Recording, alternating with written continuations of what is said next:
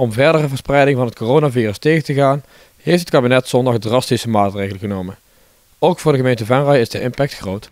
Nou, dat betekent heel erg veel voor het persoonlijke leven van heel veel mensen in Venray.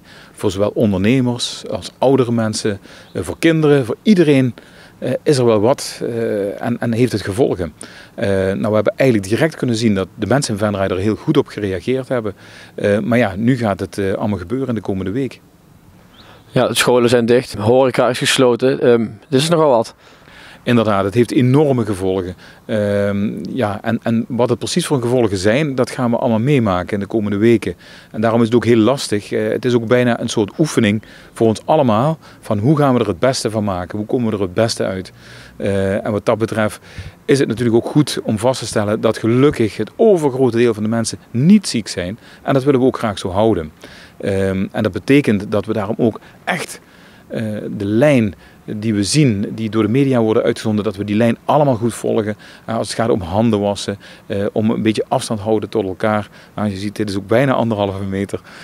Maar het is belangrijk dat we dat goed doen. Zodat we ook met z'n allen deze crisis goed door kunnen komen. Ja, wat zou u zeggen tegen gezinnen met kinderen die thuis zitten, aan andere Venraynaren, misschien ouderen die in isolement komen? Dus ook op het persoonlijk leven heeft het heel veel impact. Precies. Het zal zo zijn dat het voor kinderen in eerste instantie een soort juichstemming zal zijn. Alsof we ijsvrij hebben of dat het tot te veel hitte is. Dat hebben we wel eens ooit meegemaakt. Maar dit is anders. De pretparken zijn dicht, het zwembad is dicht. Je kunt ook een hele hoop dingen niet. Je kunt niet naar de horeca. Dus wat dat betreft zijn we echt erop aangewezen om zelf met ideeën te komen van hoe we dat goed gaan invullen. En juist dat zou mooi zijn als dat het beste in ons los gaat maken. Want nu gaat het erom dat we elkaar dat bieden wat nodig is. Zorg voor elkaar, aandacht voor elkaar. Dat we misschien eens voor iemand die oud is en die geen boodschappen kan doen zelf, dat we dat gaan aanbieden, dat we dat op die manier doen. Dat we kinderen kunnen opvangen van de buren of wat dan ook, om uiteindelijk het goed te laten verlopen allemaal.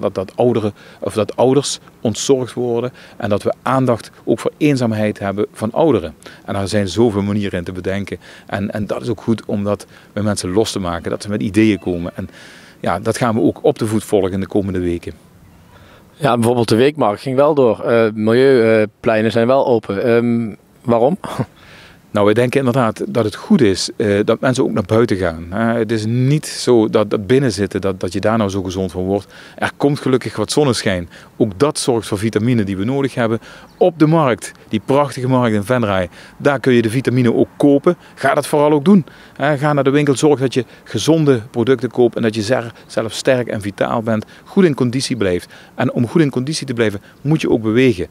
Dat kan geen kwaad, dat is niet erg. Maar ga dat niet met z'n allen massaal doen, naast elkaar in de sportschool. Dat mag helaas niet, maar je kunt wel naar buiten gaan. Dat is belangrijk.